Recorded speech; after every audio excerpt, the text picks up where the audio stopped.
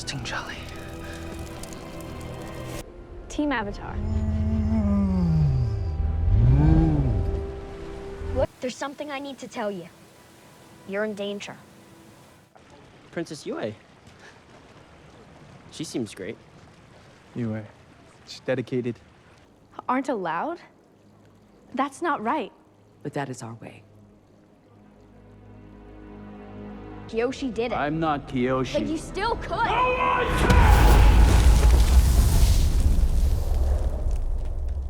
That's what sets you apart. That's what makes you a warrior. The plan is to reclaim what's rightfully mine. So no plan.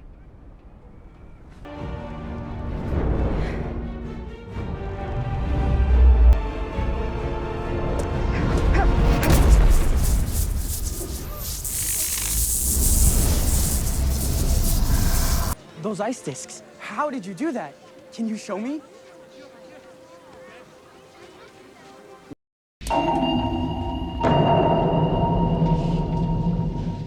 Once more unto the breach, dear friends, once more. We're at the penultimate episode of the first season, and we start again with another shitty title.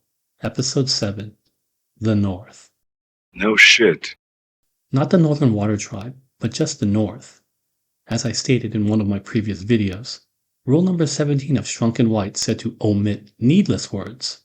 I'm sure they would have emphasized specificity over generalization, but I digress. Every title of this show is uncreative and overgeneralized, and here's the test. You go to a library or a Barnes & Noble. On the rack, there's only 2 books, and on the spine are the titles. One title reads, Aang. The other is The Boy in the Iceberg. Now, which one fancies your interest? Don't wait for the translation! Answer me now! I assume the titles aren't decided by Netflix overlords, but I could be wrong. If I am right, then these stupid and generic titles are all due to the writers and the company man showrunner, and that is enough proof to state that these idiots are hacks. God damn it! Motherfucker! I know we've already covered 6 episodes in detail, and the proof was in the pudding, but if you have friends who haven't seen it yet, just tell them to look at the lazy titles. Okay, rant over. Let's soldier through this raw sewage. We begin with the Snow Monkey alerting Zuko and Iroh that Zhao is sending troops to arrest Zuko for treason, which they assume Zhao realized that Zuko was the Blue Spirit. How did Zhao realize that Zuko was a Blue Spirit? Who the fuck knows? The show doesn't even imply he knows, but the story must go on. Now wipe yourself off. You're bleeding. So they make haste, and Zuko leaves his ship on an escape boat. But before he leaves, he does this. Thank you, Lieutenant G. Oh! You kicked me right in the pussy! Pathetic. As Zuko sails away from the ship, only then does he realize the boat is filled with blasting jelly, which ignites and explodes. Who prepared the boat for him? The Snow Monkey? Didn't he see the boat wasn't empty? Didn't he do any kind of common sense boat prep? Stupid! Why is everyone so fucking stupid? We see that this was all Zhao's ploy to kill Zuko. Well, what have we been shown? Does Zhao have official papers giving him authority over Zuko and his crew? Yes. Were we shown that Zhao knows or believes Zuko is the Blue Spirit? No. Are Zuko and Zhao on the same page in terms of capturing the Avatar? No. And he might get in the way of capturing the Avatar. Now, is that enough reason to kill the son of the person you're hoping to impress? No! No, no, no, no, no, no, no, no, no! No! Would one jeopardize his ambitious future based off of what we saw? Common sense would say no, but this show says, Yes! Yes! Yes! Yes! Then we jump to the Aang gang. Aang talks about Zuko, saying he made a connection with him during their brief conversation from the last episode. If you didn't see the show and are just going by my summaries, let me give you a brief recap. When Zuko was shot in the face, cracking his arrow-proof mask, he got knocked out. During that time, Aang takes him and they hide while Fire Nation soldiers are out searching for them. When he comes to, Aang talks, while Zuko lies on the ground like a dead sack of shit, forced to listen. Having listened enough, Zuko gets pissed off and attacks Aang right before getting knocked out again. Then Aang places him on a boat and Zuko gets off one last attack before going back to his ship. What an asshole, man. Now, if you had a conversation and during that time the person you were talking to attacked you, not once, but twice, would you come away from the conversation thinking it was productive? Get the fuck out of here. Let me digress for a moment. What the hack writers are doing right here is a term called gaslighting. You've probably heard of the term. The term comes from an old movie called Gaslight, where the husband is trying to make his wife go insane by turning down the gaslight little by little while telling her the light is still the same when she questions it. Applying the concept to the show, I saw the last episode. I heard the dialogue between Zuko and Aang, and I saw the results of it. I didn't get a sense of them making a connection, and yet the show is now telling us, don't believe what my own eyes saw, but rather believe what they are telling me. Are we all just brainless zombies, devoid of critical thought, and cannot trust our own eyes to the things we see and hear? This is poor writing taken to the extreme. The hack writers are forcing their story narrative they want to present, even though the characters' actions do not convey the same thing. Hey Al, can you let the writers know how we feel? Okay, fuck you. How's that? Continuing on, the Aang gang makes it to the Northern Water Tribe, and they fly over the tribe seeing they have buildings and canals like a proper organized town, unlike the Southern Water Tribe. Of course, all of this was created because the tribe has waterbenders. But if the Southern Water Tribe had a waterbender, it too would have been able to construct similar structures, right? Yes. And of course, we know that Katara Sue is a waterbender from the Southern Water Tribe.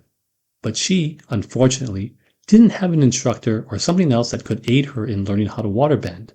Now, if only she had an instructor or something that she could have studied that would have taught her this useful skill.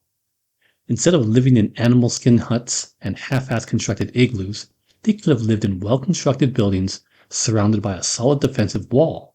If only she had something like, say, a waterbending scroll that somebody was hiding from her? Fucking hell. Just before they land, Aang has a brief vision of the Water Tribe being attacked, and then they're told they were expected. What? Expected? How did they know that the Avatar was coming? Again, who the fuck knows? We know that the Fire Nation has messenger hawks. Does the Water Nation have messenger penguins or something similar? Stupid!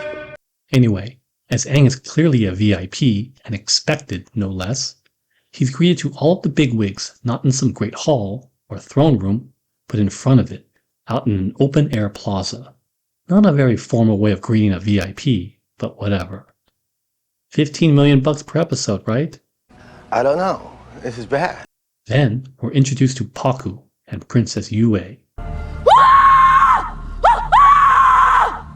And for some reason, she has this pissed off expression. Maybe it's that time of the month for her. Who knows? Was that the look they were going for? Is she supposed to look standoffish when meeting the Avatar? I honestly have no idea why they made her look like this.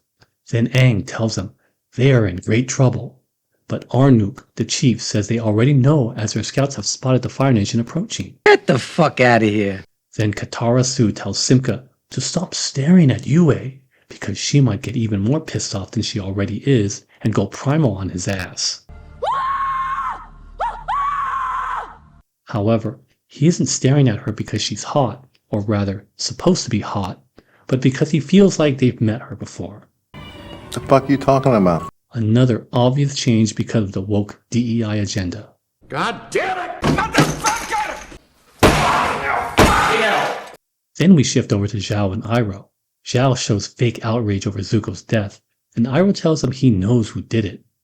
It was Ozai. What? What the fuck is going on there? He says Ozai is consumed with world conquest and that he's lost all humanity, including for his own blood. Then Zhao tells him he's been ordered to lead an armada to attack the Northern Water Tribe. Now, it is mentioned that Zhao has no experience in leading an attack, let alone one that is large in scale. Of course, he was just promoted to Admiral recently, and not promoted due to a naval incursion, but more due to ground nosing.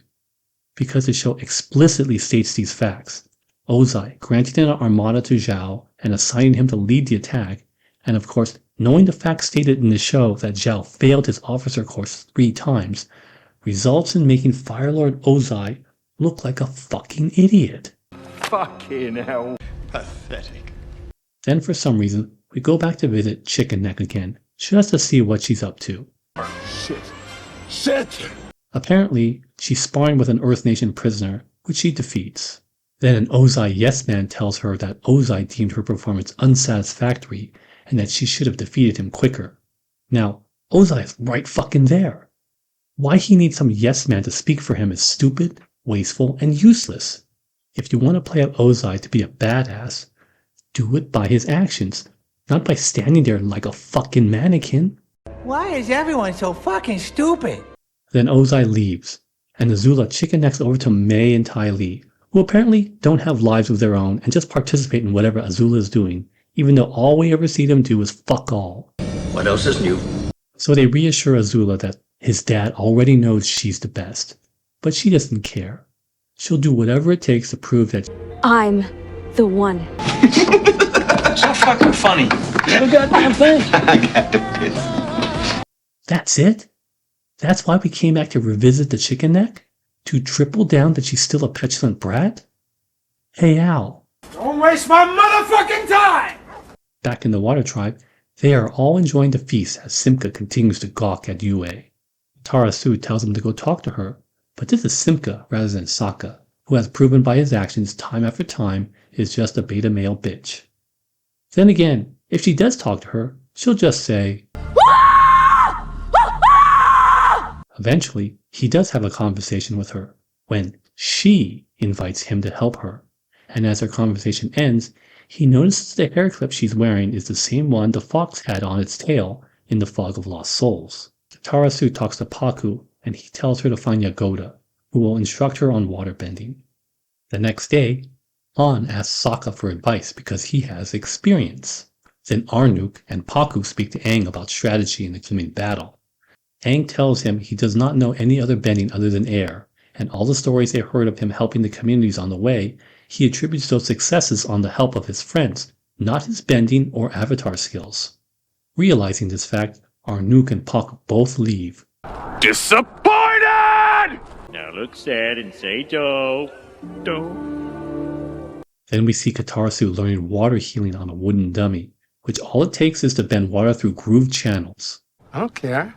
Then she asks when she can learn about combat training, and she's told women don't fight. They only train in healing, which Katarasu says that isn't right, but Yagoda says that's their way.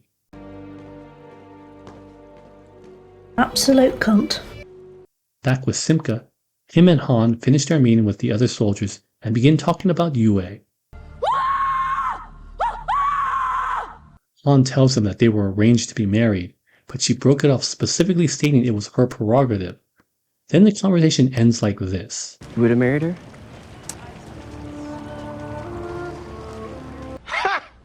Gay! Again, another blatant change due to the DEI agenda. She breaks off the arranged marriage. It's her prerogative to do so. What's the point of an arranged marriage if she's allowed to break it off? How is it her prerogative? These are logical questions, but we already know the answer. It's just one that makes no sense, and one we don't like. Anyway, she takes Aang to Avatar Kuruk's temple. She tells him that Kuruk was a deadbeat avatar, but she hopes there is more to it than Kuruk being a lazy fucker. So Aang meditates and talks to Avatar Kuruk. Eventually, they talk about the avatar state, but only an avatar that has mastered all 4 elements can control it. But Aang tells him on Kyoshi Island, Avatar Bitch took control of his body during the avatar state, and Kuruk can do the same thing. But then Kuruk gets pissed off and says he can't. What a dick. Why? Because he fought against evil spirits trying to get into the real world, and his body has suffered so much, he wouldn't be able to control the avatar state in his present condition. You are a worthless piece of shit, pal! Get out of my face! And then he finishes telling Aang he has to do what a Green Day song tells him. I walk alone. Of course, none of this is source material at all. No, he doesn't talk to Avatar Asshole. No, Haku and Arnuk aren't disappointed that he only knows airbending, and that bullshit on Kyoshi Island was due to a woke DEI agenda change. Fucking hell. Then as Aang is still meditating, Simka steps in looking for Tarasu, and then Yue tips him off that she was the fox spirit. Shut up! She tells him when she was young, she was sick and was healed by the moon spirit, which allowed her to cross over into the spirit world when she's sleeping, which is relatively accurate to the source material. That is, being healed by the moon spirit. Crossing into the spirit world is bullshit. What else is new? Of course, the Avatar is supposed to be the bridge between the real and spirit world, but I guess she's more like an occasional interloper. Apparently, she never encountered an angry Heibai spirit and bitch slapped her around, or ran into Ko to steal her face and swallow her soul. How convenient. Anyway, Simka tells her about the truth he saw that made him cry like a bitch. So instead of being a fucking man and facing his fears head on, he gets a pep talk from Yue, and she tells him that it's his heart is what makes him a warrior. Aww. Fucking hell. Okay, now we gotta play our game again. We're 6.5 episodes in. You've seen Simka's character. You saw the things he's done. Is Yue right or wrong? Don't wait for the translation! Answer me now! You know where I stand as Simka's actions speak louder than Yue's gaslighting. And of course, look who's telling him. It's not Aang, or Pakku, or Arnuk, or even Han. It's Yue. Shut up! And it's all too obvious why she's the one telling him this. Fucking hell. Then Simka asks why she turned down Han, and she tells him that he's everything a woman can want, but in the end, he's just a wet fish that doesn't tickle her fancy. What is she implying? Ha! Gay! Then, and this is important, she kisses him. God damn it, are you fucking with me? What do you think she just did? You know it. I know it. Everybody knows it. And yes, it was done this way intentionally. I told you. What else is new? Back in Aang's meditation, he's bitching to Avatar Asshole that he's better off with his friends. But Avatar Asshole continues telling him he has to sing Green Day. I walk alone. Back with Katara Sue, she asks Pakku where she'll be stationed during the battle, and he tells her again, women don't fight. So she bitches and moans about it until Pakku says he ain't gonna let what happened at the Southern Water Tribe happen here. Back with Zhao, Iroh goes over Zhao's battle strategy, noticing he's gonna do a frontal assault, which he advises is risky. But Zhao is confident, saying he has destiny on his side, and holds up a box proudly to Iroh. I'm sure Iroh doesn't care what Zhao does in his privacy of his own quarters, but apparently what's inside the box gives him a lot of joy. Ha! Gay! So fucking funny. No goddamn thing. I got the piss. Then we see Iroh talking to Zuko disguised as a Fire Nation soldier, and he asks him if he has a plan, which he has none. You're not very bright, are you? Iroh then implies that he underestimated Zhao and he believes he has somebody smarter working with him. Get the fuck out of here. Back with the chicken neck, she's about to spar with more Earth Nation prisoners when she refuses. Then Ozai steps up and shoots at her feet. Oh yes, just in case you're wondering, Mei and Ty Lee are there. I love lesbians! Then Chicken Neck puts on a light show display and tells Ozai to send her out. Little fucking cunt. Now, we already know anything that has to do with Azula is not source material. Outside of seeing her at Zuko's Agni Kai and being mentioned by Zuko on his own, she's introduced in the last episode of Season 1. I have a task for you. Yet, she's being sprinkled throughout this entire season, making Zhao her cat's paw, and the culmination of her bratty petulance is paid off here. Unlike the source material where Ozai sends her out on a mission, here in this version, she demands Ozai to send her out. Why? Well, we know why. We've seen it done over and over again just within this episode alone. No, they aren't changes for the better, but rather changes to conform to the woke DEI agenda. It's a complete crap. Back with Katara Sue, she's practicing her waterbending forms when Simka comes in, because talking to Yue gave him a hard-on. He spreads his newfounded hard-on advice to Katara Sue. Fucking hell. Then she tells him she's gonna challenge Pakku. Get the fuck out of here. She laments that all her life she was held back, and because of it, she's willing to get her ass kicked by Pakku. Stupid! Let's pull it back for a moment. Who held her back exactly? Do we know the person? From the show, who have we seen hold her back? You fucking bitch! I'm coming in there! Hopefully, when she visits the Southern Water Tribe, she'll challenge Gran and kick her ass too. If there's anyone that deserves it, it's her. Long ago, the four nations... Shut up! The next morning, we get the duel between Paku and Katara Sue. Watching again, the duel is pretty weak. There's jump cuts galore, the CG is decent at best, but claustrophobic, just like Aang and Bumi's duel. And the pacing for a fight scene is a total snooze fest. If there's one thing the live action could do better than the animated version, it's jazzing up the fights and battles. Watching the duels is like drinking a soda that's gone flat. Where's the fizz? There's no bite, there's no excitement, there's no drama. It's flat out boring. However, Katara Sue does lose, just like the original. But unlike the original, there is no connection between Paku and Gran, which proves me right in saying that Gran in this version never ever left the Southern Water Tribe. I told you. Water. Earth. Shut up! Yet, from the duel, all the bending spectators are impressed with Katara Sue's performance. So story-wise, she lost the duel, but won at being a girl boss. Shit. Fucking hell. And finally, we see soot falling from the sky. And that ends the penultimate episode of Season 1. Now, this wasn't as bad as the last couple of episodes, but still, it's a complete failure, so let's drill down a bit. We'll start with Yue. Again, I have no idea why she looks so bitchy when we first see her. Unlike in the original, when they see her passing and Sokka being instantly enamored, not only lets us see the tribe, but gives us our first meeting with her done in a much more organic way. To be fair, this version hasn't introduced anything new to us organically, so this episode is in line with all of the previous ones, cramming their narrative down our throats. And of course, being as Simka is a simp, Yue is the one that initiates everything.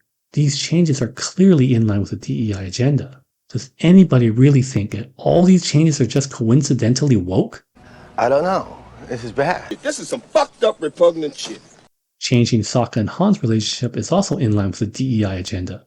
Instead of two alpha males fighting over the affection of a girl, they're both nice and friendly beta males. So long, gay boys! They're supposed to be tough warriors, but act like fucking gender studies majors. Oh! You kicked me right in the pussy! Of course, we have to talk about Katara Sue's duel. There's no anger or outrage from her.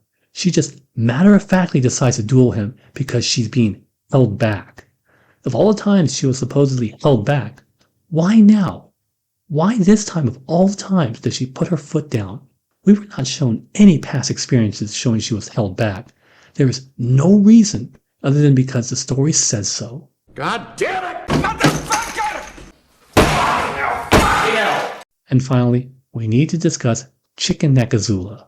Fucking hell. Making Zhao her cat's paw diminishes Zhao as a character, and that change was, without a doubt, intentionally due to the woke DEI agenda. Then add on the fact that she demands, that's right, demands to the Fire Lord himself that she be sent out. This scene alone diminishes how big of a baddie Ozai truly is. Look at all the people that witnessed Chicken Neck Azula's insolence, disobeying the Fire Lord's orders, turning her back on him in disrespect, bending in his direction. Why the fuck didn't he call for an Agni Kai?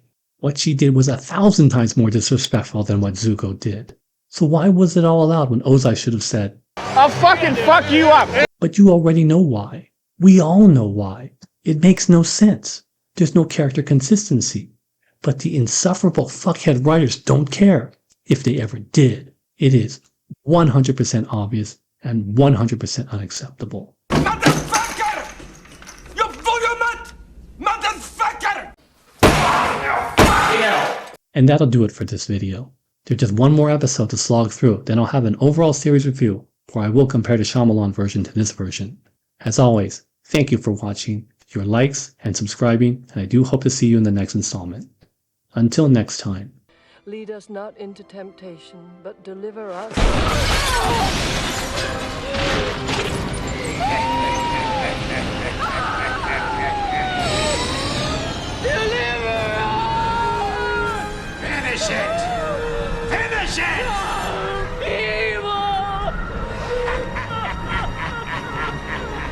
So fucking funny. Not a goddamn thing. I got to piss.